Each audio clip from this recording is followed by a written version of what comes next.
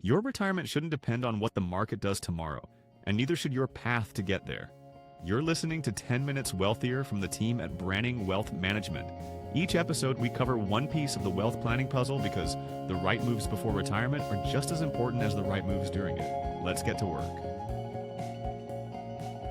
Welcome back to 10 Minutes Wealthier, the essentials from Branning Wealth Management. I'm founder Jason Branning. Last episode, we talked about why taxes in retirement can surprise some people, and two foundational concepts, which are tax diversification, that's spreading your money across different types of accounts, tax accounts, and asset location, that's placing the right kinds of investments in the right types of tax accounts. Well, today we're going to go deeper into the specific strategies we actually use with clients. Those moves, when timed correctly and coordinated with the rest of the plan, can make a substantial difference in what our clients get to keep. I want to say this up front. There are so many more tools and strategies that are available than any single episode can cover. But our goal here is to give you a real sense of what proactive tax planning looks like in practice, because it looks very different from simply filing a tax return once a year. The first strategy, and the one that we use quite consistently, is the Roth IRA conversion. Most people have heard of a Roth IRA, but maybe not as familiar with a Roth IRA conversion. Conversion is simply taking money that's been in a container like a 401k or an IRA that you put in pre-tax, before taxes, and changing it into a Roth, which means you're choosing to pay the taxes so that it can then go into a new type of tax container, a tax-free container for the future. So once it moves from pre-tax to Roth, the Roth funds are never taxed again or any of the growth. What most people don't understand is why timing is everything. A lot of the clients that we work with retire with significant savings, the majority of which are in pre-tax accounts. You know, traditional IRAs, 403bs, and 401ks. Every dollar in those accounts has never been taxed. Well, at some point, the IRS is going to want their share. It's either at the moment you take voluntary distributions, or at the time that they force you to take them through the required minimum distribution rules. Well, we like to call it a strategic window. It occurs at the moment that you retire, but so before Social Security and RMD income spigots are turned on. In that window, your taxable income is often lower than it's been in decades. It's a window that's sometimes 5 or more years, where your income tax bracket is quite favorable. Well, we want to plan proactively and you look at how much room is left in your current bracket and then convert part of that pre-tax money into a different tax category, into the Roth, up to that ceiling.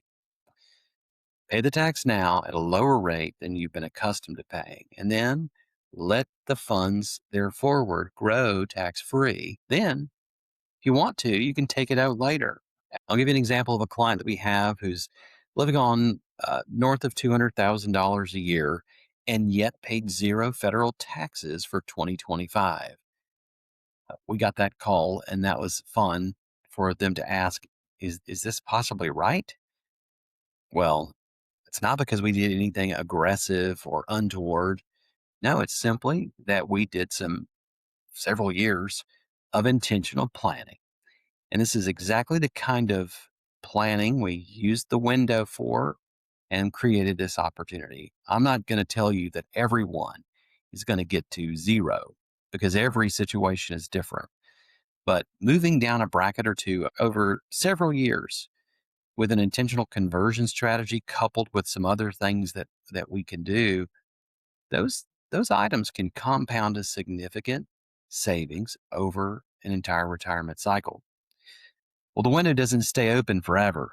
Typically, we see that Social Security income or RMDs begin to close it.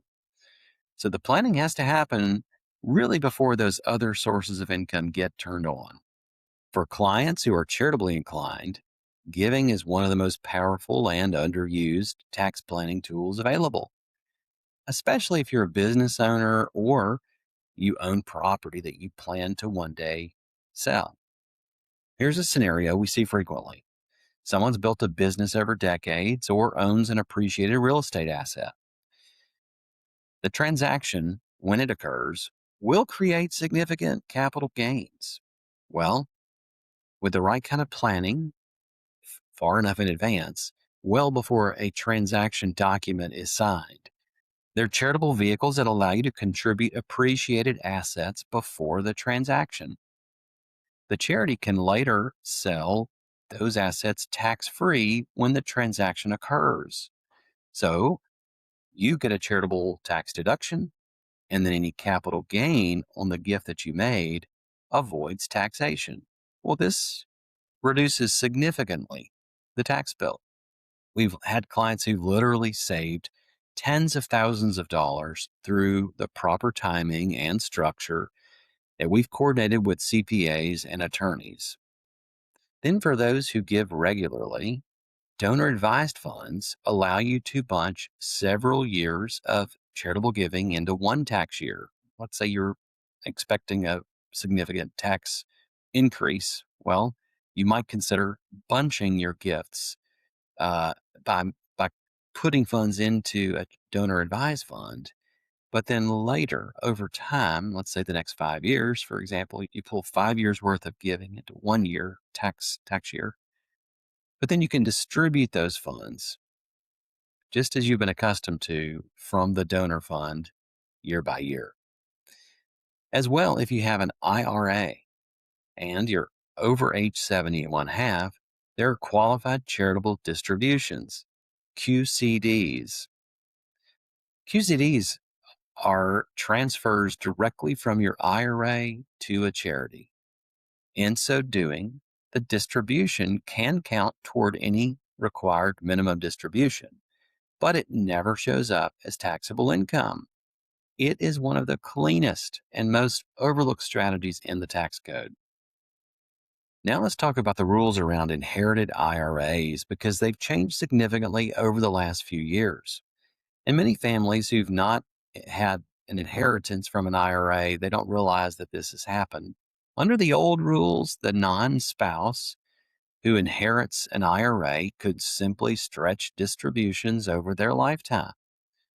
Well, that's gone away now for most beneficiaries.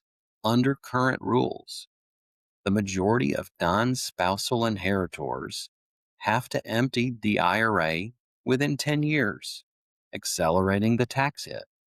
Often, we have seen that this lands during their own peak earning years. That means that the pre-tax IRA you've been thinking of as a gift to your children may actually be a significant tax burden for them.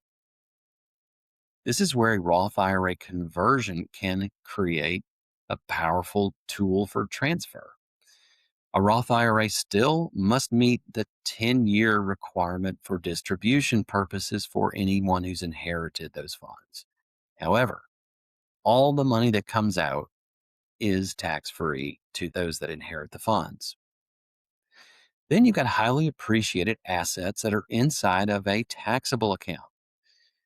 Well, upon one's passing, there is a step up in cost basis for the inheritor.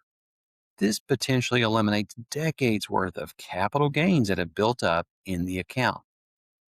Well, with all of these, we work alongside your CPA to coordinate which assets in the plan are better candidates for transfer so that your generosity, whether that's to your heirs or to charities, will arrive at the way you intend it to so it can have the maximum impact.